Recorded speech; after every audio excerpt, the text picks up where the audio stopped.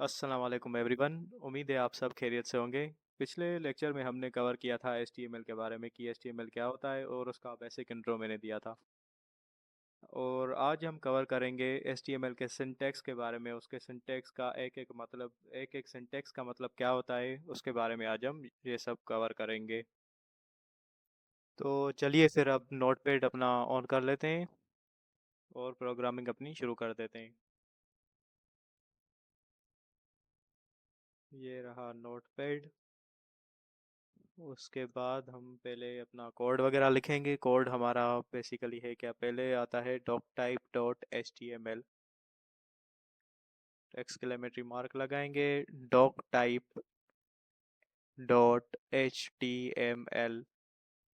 उसके बाद आएगा भाई हमारा html। उसके बाद आता है हेड। इसको भी हम टैग में बंद करेंगे। अब ये सारी चीज़ें एंड में हम एक्सप्लेन करेंगे, ये टैग्स वगैरह क्या होते हैं। हेड को फिर क्लोज करेंगे। ये हमने कर दिया हेड को क्लोज। उसके बाद आता है टाइटल।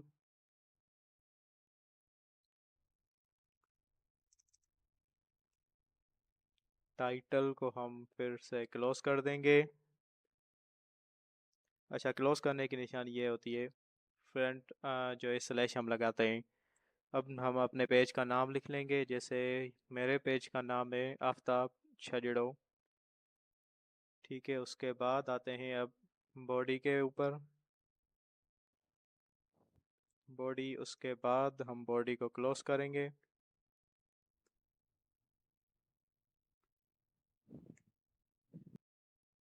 और उसके बाद हम लिखेंगे HTML को क्लोज करेंगे।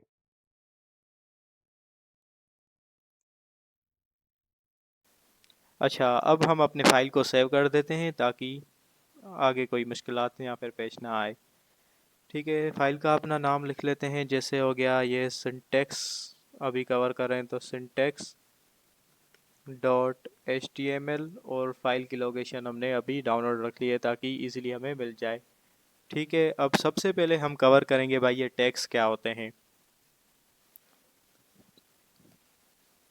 अच्छा, टैग बेसिकली एक पीस ऑफ कोड होता है जो कि ब्राउज़र को बताता है भाई हमने कोड जो है किस तरह से अपने कंटेंट को वेब पेज पे डिस्प्ले करना है।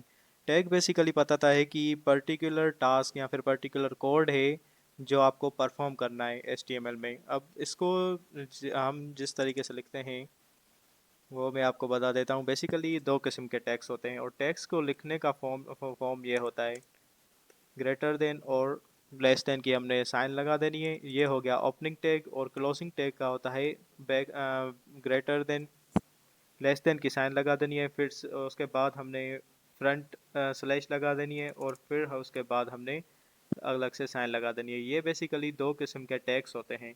टैग्स का बेसिकली काम यही होता है कि भाई HTML को बताना कि ये पर्टिकुलर टाइप ऑफ कोड है या पर्टिकुलर टाइप ऑफ टास्क है जो हमने रन करवाना है, या फिर ब्राउज़र को बताना है कि हमने क्या चीज़ डिस्प्ले करवानी है। जैसे हमने इधर हेड को टैग में क्लोज किया हुआ है।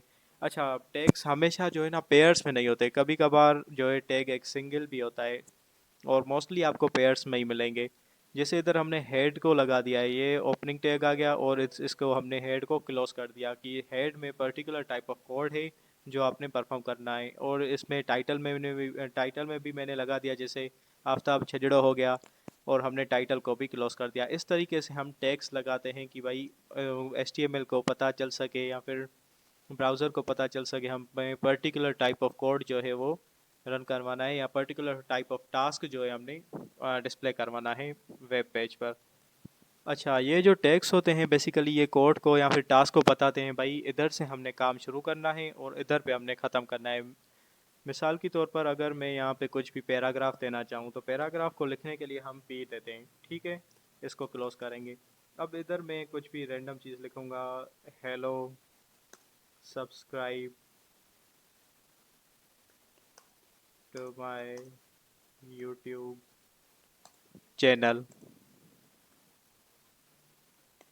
ठीक है, ये मैंने पर्टिकुलर टाइप ऑफ टास्क लिख लिया। अब हमने ये भी बताना है कि भाई ये प्रोग्राम जो है आज जो है पैराग्राफ जो है वो यहाँ से शुरू होता है यहाँ से कर्सर जिधर मैंने रखा हुआ है इधर से शुरू हो रहा है और इधर पे ख़त्म हो रहा है। आपने सिर्फ यहीं तक जो है प्रोग्राम को या फिर पैराग्राफ को जो है डिस्प्ले करवाना है।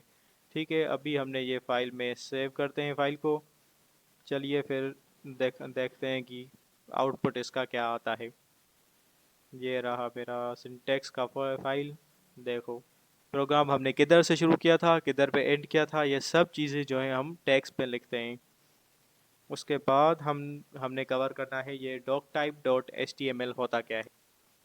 अच्छा, ये जो doctype.html है, ये ब्राउज़र को बताता है कि हम किस टाइप ऑफ HTML वर्जन को यूज़ कर रहे हैं, ताकि हमारे जो टास्क हैं जैसे प्रोग्राम हो गया या फिर टाइटल हो गया वो इजी तरीके से या करेक्टली तरीके से वो जो है डिस्प्ले करवा सके। ठीक है, doctype.html का यही मतलब होता है। और HTML हम इसलिए लिखते हैं कि ताकि हमारे जो ब्राउज़र को पता चल सके भाई ये HTML का वर्जन है। या फिर हेड हम किस लिए लिखते हैं। अच्छा, हेड जो है आपको हमेशा बैकग्राउंड में वर्क करता हुआ नज़र आएगा, ये कभी भी फ्रंट पे नहीं होता। ठीक है, बैकग्राउंड में ही काम करता है। और इसमें हम डिफरेंट टास्क वगैरह करवा सकते हैं, जैसे हमने ये टाइटल वगैरह दे दिया, टाइटल ऑफ पेज, और हम स्पेशल फ़ॉन्ट्स या फिर कलर्स ऐड कर सकते हैं मेटा के ज़रिए। और इसके बाद हम कुछ लिंक्स वगैरह दे सकते हैं ताकि जो है हेड में ही बैकग्राउंड में हम सी एस एस फाइल्स जो होते हैं उसको हम कनेक्ट करवा सकें। अच्छा, ये बैकग्राउंड में ही काम करते हैं। अगर हमने कुछ भी ऐसा का टास्क वगैरह देना है, जैसे हमने बताना है कि भाई ये किस ऑथर ने या फिर किस प्रोग्रामर ने ये सारा कोड लिखा हुआ है, वो हम सारी चीज़ें इसमें लिखते हैं। एक्स्ट्रा चीज़ें हम इसमें ये हेड पर लिखते हैं। ये सारी चीज़ें जो होती हैं वो बैकग्राउंड में वर्क करती हैं, फ्रंट एंड पे नहीं होती।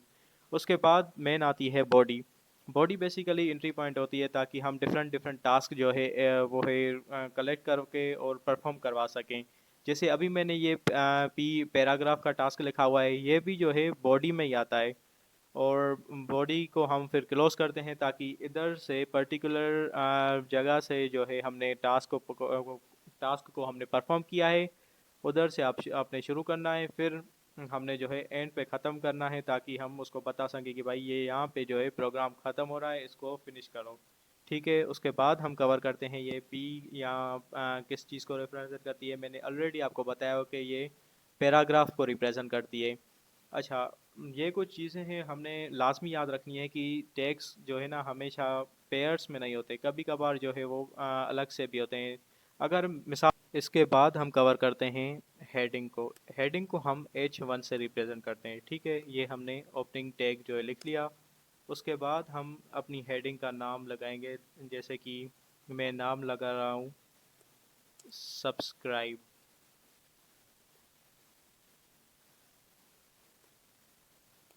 ठीक है, हेडिंग को हम क्लोज करेंगे H1 से। H1 लिखा हुआ है तो H1 को क्लोज करेंगे। ये हमेशा याद रखना कि हमने जो है हमें हमेशा फ्रंट स्लैश लगवानी है। ठीक है, बैक स्लैश कभी भी नहीं लगाएंगे। ये वाली जो है वो बैक स्लैश होती है और हमने जो है हमेशा फ्रंट स्लैश ही लगानी है जो आगे की तरफ मुड़ी हुई हो। ठीक है, इसको कंट्रोल एस से सेव कर देते हैं। फिर इसका आउटपुट देख। अच्छा, ये जो हेडिंग्स वगैरह है हम ये 1 से लेकर 6 तक दे सकते हैं। और इसमें यही फ़र्क होता है कि अगर H1 हम देंगे तो उसकी जो साइज़ होती है टेक्स्ट की वो हमेशा जो है ग्रेटर होती है। H2 की उससे स्मॉलर होगी, H3 से उससे 2 से स्मॉलर होगी, इस तरीके से कंटिन्यूसली जाएगी। लेकिन हम सिर्फ़ और सिर्फ H6 तक की हेडिंग्स को ले जा सकते हैं। अभी देख लेते हैं, जैसे H2 हो गया। ठीक है, H2 को भी हमने सब्सक्राइब ही लिख देना है ताकि टाइम बच सके। H2 H2 को हमने फिर क्लोज करना है। क्लोजिंग का हमने हमेशा ध्यान रखना है। ठीक है, और फ्रंट स्लैश का भी। ठीक है, इसको ही मैं अभी कॉपी कर देता हूँ और कॉपी पेस्ट कर देते हैं, कंट्रोल सी। ठीक है, उसके बाद आता है भाई ये इधर कॉपी पेस्ट कर देता हूँ, control we, control we, control we. ठीक है, इधर आ गया ये 3, heading number 3, heading number 4, heading number 5। और इधर भी हम मैं अपडेट कर देता हूँ, heading number 3, heading number 4, heading number 5। ठीक है, उसके बाद फिर से हम 6 तक ले जाते हैं। इसको, ताकि 6 तक की हेडिंग्स वगैरह होती हैं। 6 यहाँ पे आ गई। इसको मैं सेव कर देता हूँ। चलिए फिर अब चलते हैं अपने वेब पेज पर, रिफ्रेश कर देते हैं। ये ऑलरेडी लिखा हुआ है सब्सक्राइब वगैरह जो है। अब आपने ये नोट किया होगा कि जब हमने H1 लिखा था टॉप पे, तो उसकी साइज़ जो है टेक्स्ट की वो ग्रेटर थी। उसके बाद जैसे जैसे हम H6 तक बढ़ते गए उसकी साइज़ जो है वो डिक्रीज़ होने लगी। जैसे सब्सक्राइब की 2 पे डिक्रीज़ है, उसके बाद 3 की डिक्रीज़ है, उसके बाद जो है इस तरीके से डिक्रीज़ होती जा रही है। अच्छा, मोस्ट प्रेफरेबल तरीका यही होता है कि हमने जो है हेडिंग्स के लिए H1 ही यूज़ करना है। अगर हमने कोई सेक्शन वगैरह देना है या फिर कोई बुलेट पॉइंट्स देनी है तो हम H2 से लेकर H6 तक जा सकते हैं, लेकिन तरीका आपने यही करना है कि आपने हमेशा के लिए हेडिंग्स के लिए H1 ही यूज़ करना है। अच्छा, ये टाइटल जो है, टाइटल बेसिकली बताता है कि हमारे पेज का नाम क्या होना चाहिए। हम हमेशा जो है टाइटल वगैरह यूज़ करेंगे नाम लिखने के लिए, लेकिन हम इसकी जगह या फिर इसके अलावा हेड के अंदर हम मेटा भी लिख सकते हैं। मेटा ब्राउज़र को कुछ ज़रूरी मालूमात देती है, लेकिन ये स्क्रीन पर नज़र नहीं आती। मेटा की सब टैग्स बैकग्राउंड में काम करती हैं। मेटा की क्या, हेड की जो सब टैग्स है ना, वो बैकग्राउंड में ही काम करती हैं। अच्छा, मेटा में हम बेसिकली राइटर का, जैसे अब मैंने पहले आपको बताया था, वो हम अच्छा, जैसे मैंने पहले आपको बताया था कि हम राइटर का नाम देते हैं, ये किसने कोड वगैरह लिखा हुआ है, या फिर डिफरेंट हम फ़ॉन्ट साइज़ देते हैं या कलर देते हैं। वो सारी चीज़ें हम मेटा के ज़रिए ही देते हैं, और ये सारी चीज़ें जो है बैकग्राउंड में वर्क करती हैं। उसके अलावा हम लिंक्स वगैरह भी ऐड करवा सकते हैं, ठीक है, जो कि इसको, CSS को कनेक्ट करती है HTML के साथ। That's it for now. अगर आपको लेक्चर अच्छा लगा हो तो काइंडली सब्सक्राइब कर देना और शेयर कर देना। Thank you. अच्छा, इधर जो है यूट्यूब की स्पेलिंग को आपने इग्नोर कर देना है। Thank you.